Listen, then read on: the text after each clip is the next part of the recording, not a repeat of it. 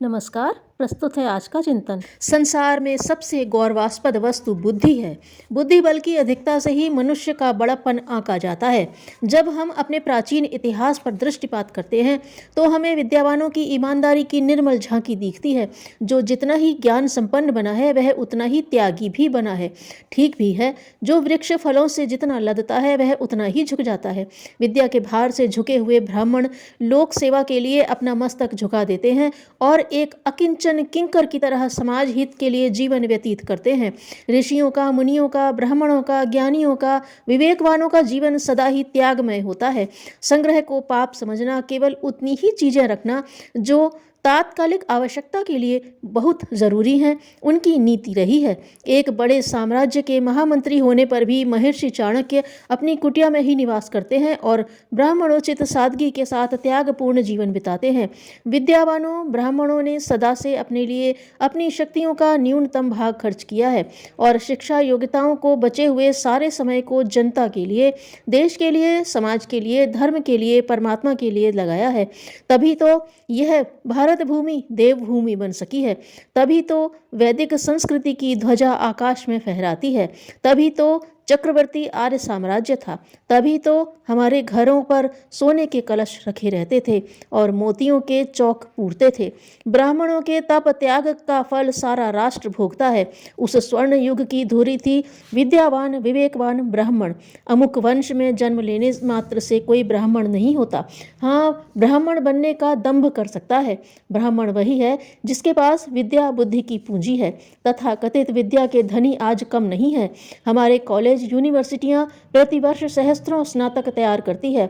सामाजिक धार्मिक संस्थाओं व निजी अध्यावसाय प्रयत्नों से भी कितने ही मनुष्य बुद्धिबल प्राप्त करते रहते हैं, परंतु विद्या के बदले प्राप्त हुआ मर्यादित धन उन अमर्यादित तृष्णाओं और बढ़ी हुई आवश्यकताओं के मुकाबले में कम ही पड़ता है और वे अपने को गरीब अनुभव करते हैं। एक विडंबना यह भी है कि जो अपनी प्रचंड तर्क शक्ति से लोगों को प्रभावित कर सकते थे, वे वकील बनकर गवाहों को, मुवक्किलों को झूठे बयान लिखाने में अपनी चतुरता खर्च कर रहे हैं। जो डॉक्टर निरोग रहने के नियमों पर चलने के लिए रोगी को तैयार कर सकते थे, वे कहाँ आज अपने दायित्व पूरे कर पाते हैं। आज गुरु तो समाप्त हो गए, वेतन भोगी मास्टर रह गए हैं, जिनके विद्यार्थी उनके सामने ही मुंहजोरी करते रहते हैं।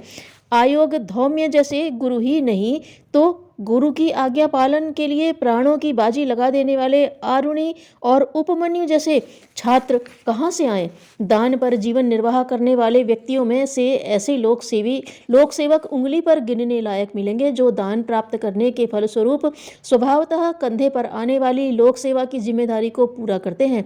मुफ्त का माल और बिना सेवा के सम्मान प्राप्त करने के फलस्वरूप उनमें नाना प्रकार के दोष दुर्गुण उत्पन्न हो चले हैं। आलस्य, ठगी, याचकता की निर्लज्जता, अहंकार, मिथ्या विश्वासों का प्रसार करके अपने लाभ की वृद्धि करना, नैतिकता का पतन, हीनता की भावना, दुर्व्यसन, दंभ, पाखंड आदि से वे दिनों दिन अधिक ग्रस्त होते चले जा रहे हैं। ये दूसरों की नैतिकता को, मनुष्यता को ऊंचा उठाने में किस प्रकार समर्थ हो सकते हैं। प्रलोभन से बचकर गुजारे मात्र से काम चलाना और शेष समय तथा शक्तियों को जनता जनार्दन की सेवा में समर्पित कर देना, यही ब्राह्मणत्व का सच्चा आदर्श है। यह त्याग ही सच्चा तप है। तपस्वी ब्राह्मणों की इसी तपश्चर्या के फलस्वरूप सारा देश, सारा समाज सुख संपन्नता का लाभ उठाता था।